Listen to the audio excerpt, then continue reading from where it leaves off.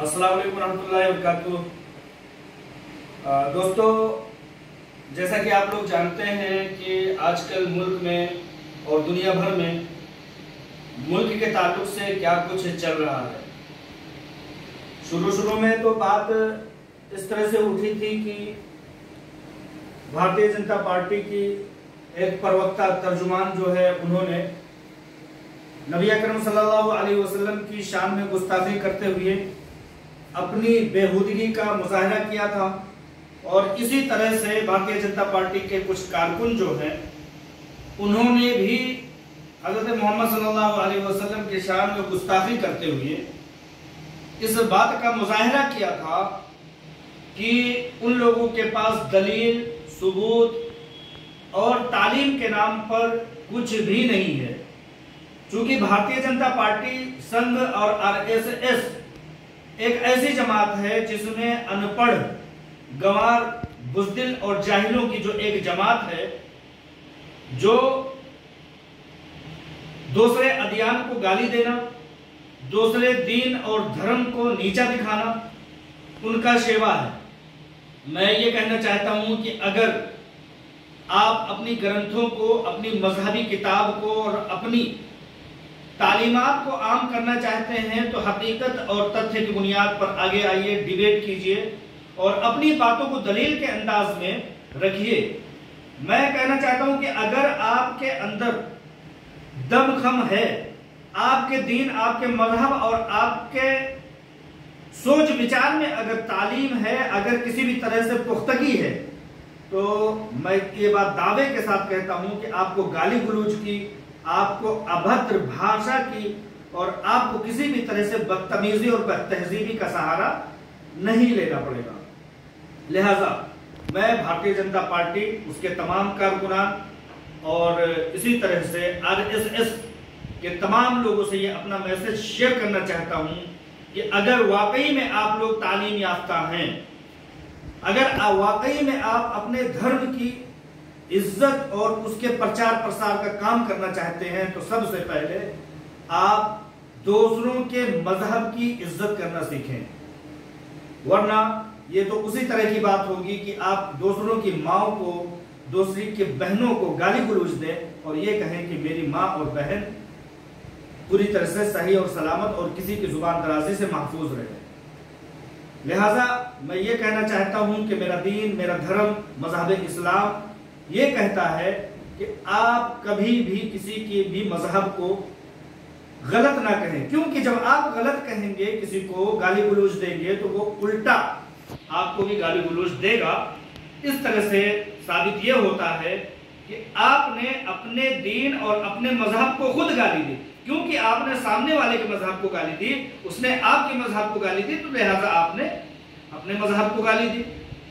कहने की तो बातें बहुत सारी हैं, कहने को तो बातें ये भी आती हैं कि जब इंसान अपनी जहालत पर उतरता है तो नबी को भी कत्ल कर देता है, और जब अपनी इबादत पर आता है तो गाय और बछड़े को भी माबूद और खुदा बना लेता है।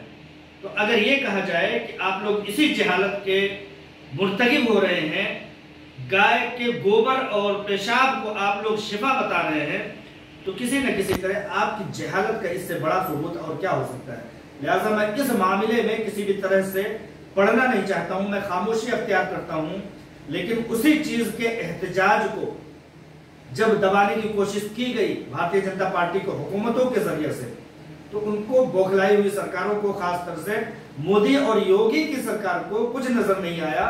उसने गुस्से में आते हुए लोगों के घरों को बुलडोजर के जरिए से गिराना शुरू कर दिया। बौखलाई हुई हुकूमत का ये तरीकाकार है कि वो आफरीन फातिमा जैसे एक तालिब इल्म से, एक तालिबा से और उसके वालिद, समाजी कारकुन वालिद से इस तरह से खौफजदा होती है, इस तरह से खौफजदा होती है कि उसकी वालिदा के नाम पर जो घर होता है उसको गैर कानूनी बता करके उसको गिरा दिया जाता है।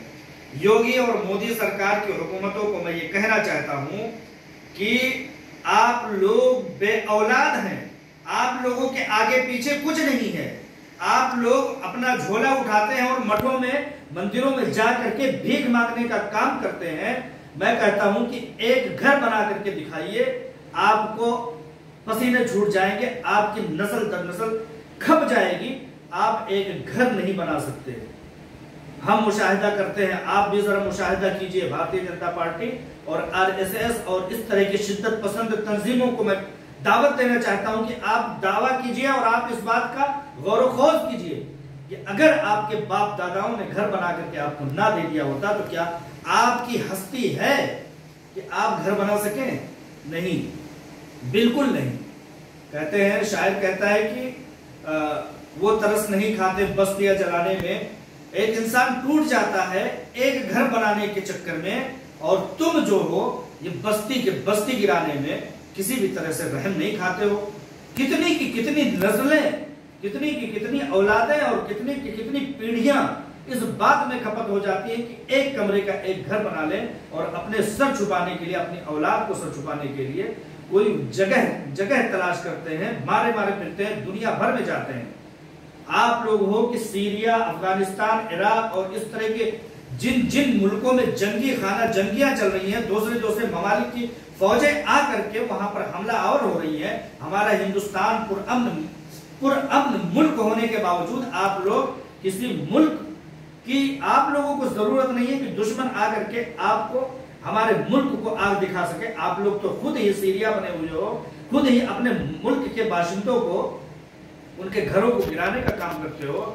آپ لوگوں پر لعنت ہے کہ آپ لوگ حکومت کسی کو روزی روٹی نہیں دے سکتے، کسی کو جاب اور پلیسمنٹ نہیں دے سکتے، کسی کو نوکری نہیں دے سکتے، کسی کے لیے ایک روزگار کا بندوبست نہیں کر سکتے، تو آپ لوگ یہ کہاں سے اختیار پاتے ہیں کہ کسی کو گھروں کو گرا دیں؟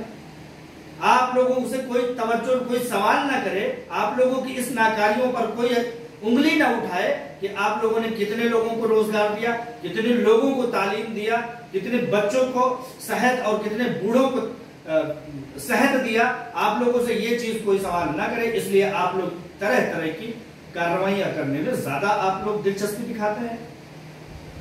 بہتر ہوتا کہ لوگوں کو گھر دیتے، بہتر ہوتا کہ لوگوں کو روزگار دیتے، بہتر ہوتا کہ صحت اور ویوستھا دیتے اگر آپ کے ہاتھ میں حکومتیں آئی ہیں تو۔ لیکن آپ لوگ جن کی ظالم ہو، جابر ہو، فرعونی طاقت آپ کے ہاتھ میں سمجھتے ہو کہ آ گئی ہے، میں کہتا ہوں کہ یہ زمام حکومت بہت دن تک رہنے والی نہیں ہے۔ آپ لوگ اپنے جبر و ظلم کو اس طرح سے رکھو کہ کم از کم جب تم مر جاؤ تو کم از کم یہ کوئی نہ کہے کہ تم بہت بڑے ظالم تھے۔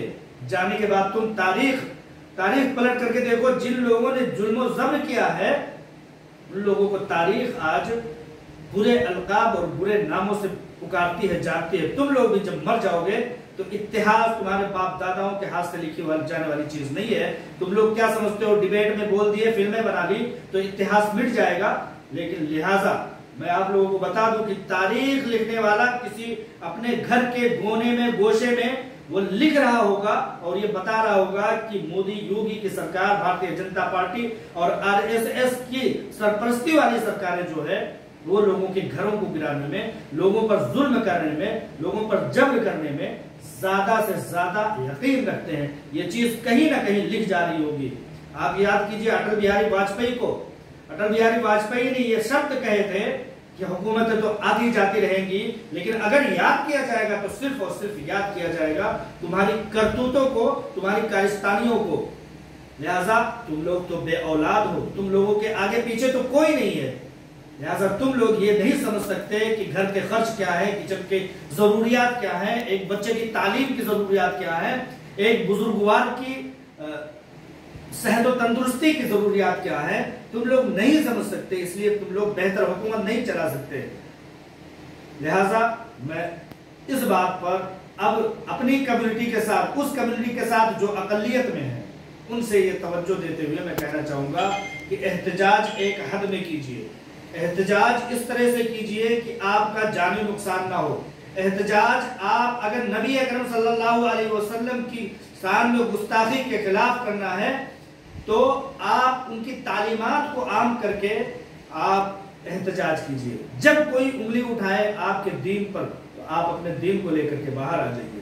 میں نے دیکھا ابھی پچھلے دنوں رمضان کا دن تھا، افریقہ کی ملکوں میں جب رمضان آیا تو جب ہم لوگ موبائل چلا کر کے اپنے وقت گزاری کر رہے تھے، ریل پر ریل دیکھے جا رہے تھے، उस वक्त अफ्रीका के नौजवानों ने, बहन और बेटियों ने जाकर के चौराहों पर और सड़कों पर कुरान लेकर के पढ़ना शुरू किया था। मैं कहता हूं कि अपना ट्रेंड बदलिए। सड़क पर निकल करके मुल्क का ही नुकसान हम करेंगे, सड़क पर निकल करके पत्थरबाजी करके अपने खिलाफ नफरत को और भी भड़काएंगे।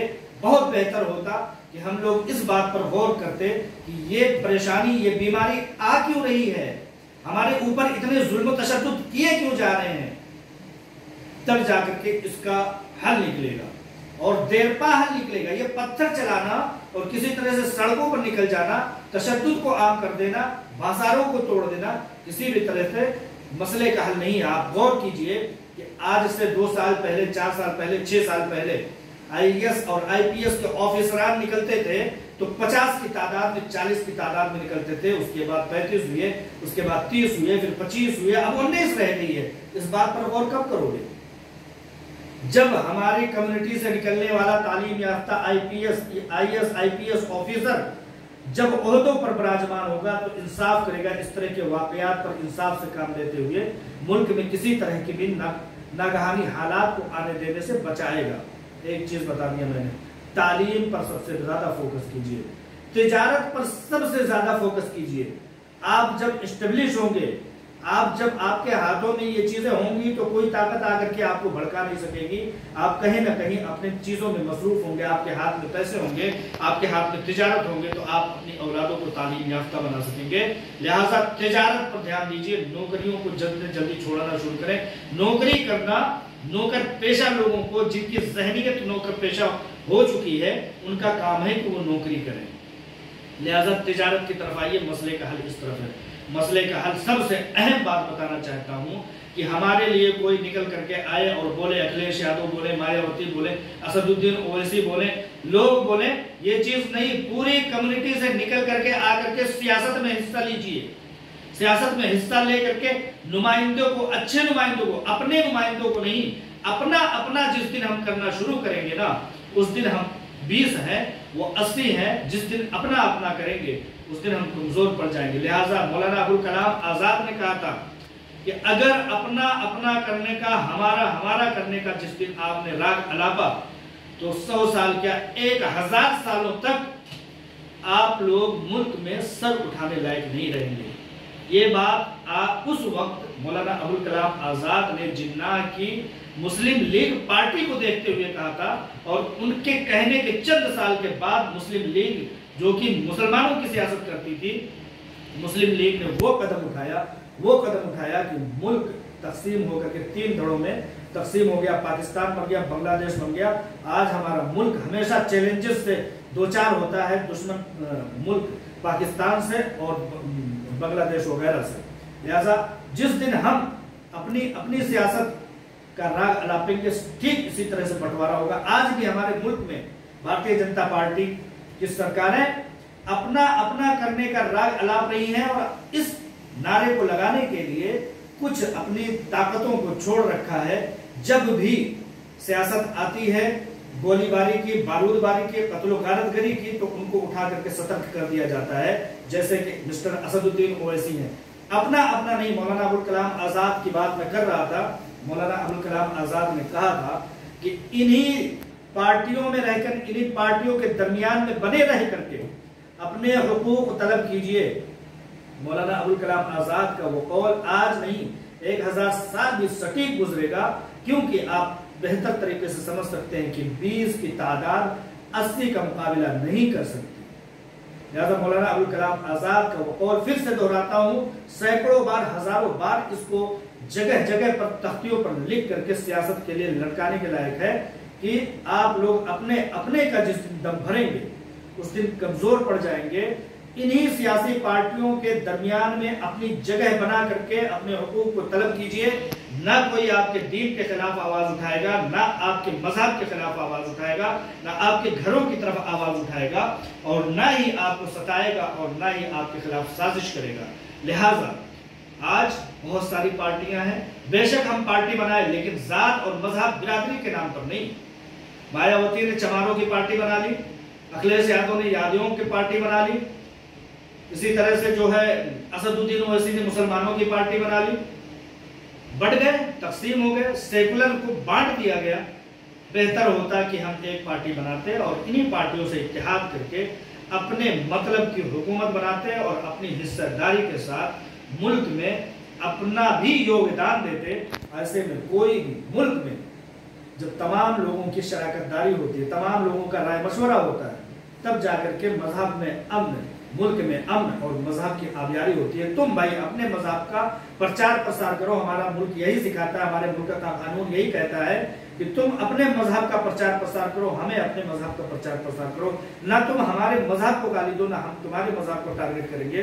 لہٰذا جو لوگ ٹارگٹ کرتے ہیں مذاہب کو، وہ لوگ ہوش میں آئے اور ایسے لوگوں کو عوام ہوش میں لائے کہ مذاہب کو جب ٹارگٹ کیا جائے گا، میں آپ کو ایک غلط کہوں گا تو آپ مجھے بڑھ کر کے 4 غلط کہیں گے۔ لہٰذا ہم احتجاج کریں، عملی احتجاج کریں۔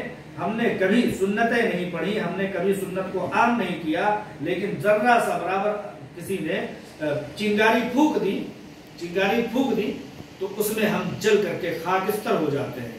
بھائی جب ہمارا مذہب حق ہے، ایک مذہب حق ہے تو اس پر انگلیاں اٹھیں گی، اس پر سوالات اٹھیں گے۔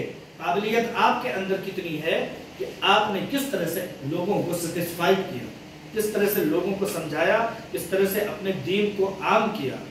اور ایک چیز سب سے اہم بتا کر کے میں اپنی بات کو ختم کرنا چاہوں گا کہ اس طرح کی چیزیں کہتے ہیں، شاعر کہتا ہے کہ تندیے باد مخالف سے نہ گھبرا اے عقاب، تندیے باد مخالف سے نہ گھبرا اے عقاب، یہ تو چلتی ہے تجھے اونچا اڑانے کے لیے۔ میں بتا دوں کہ جب جب اس طرح کے ٹرینڈ چلائے جاتے ہیں، جب جب اس طرح کی نفرت کی آبیاری کی جاتی ہے، جب جب اس طرح کی نفرتی بیج بوئے جاتے ہیں، تب تب پوری دنیا سے لوگ اٹھ کر کے کھڑے ہوتے ہیں اور سرچ کرتے ہیں کہ آخر دیکھیں تو یہ معاملہ کیا ہے۔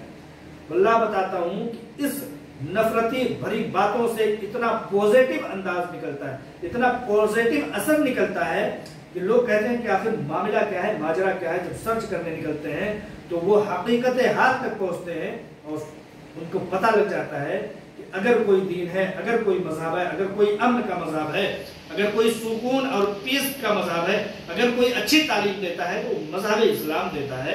لہٰذا اس طرح کی چیزوں سے گھبرایا نہیں کرتے ہیں، بس بہت کم چیزوں کا یقین رکھیے کہ جتنے جلدی آپ خود کو روزگار سے جوڑ لیں گے، تجارتوں سے جوڑ لیں گے، سیاست سے جوڑ لیں گے اور اسی طرح سے تعلیم سے جوڑ لیں گے، اتنے جلدی مسائل کا حل ہو جائے گا۔ اور بتا دوں کہ جتنے دیر سے آپ جاگیں گے اتنے ہی زیادہ آپ کو قربانیاں دینی پڑیں گی۔ لہٰذا انہی باتوں کے ساتھ میں آپ کی دانش مندی، آپ کی ہوش مندی اور عقل مندی پر اپنی باتوں کو رکھتے ہوئے اپنی بات کو ختم کرتا ہوں۔ السلام علیکم ورحمۃ اللہ وبرکاتہ۔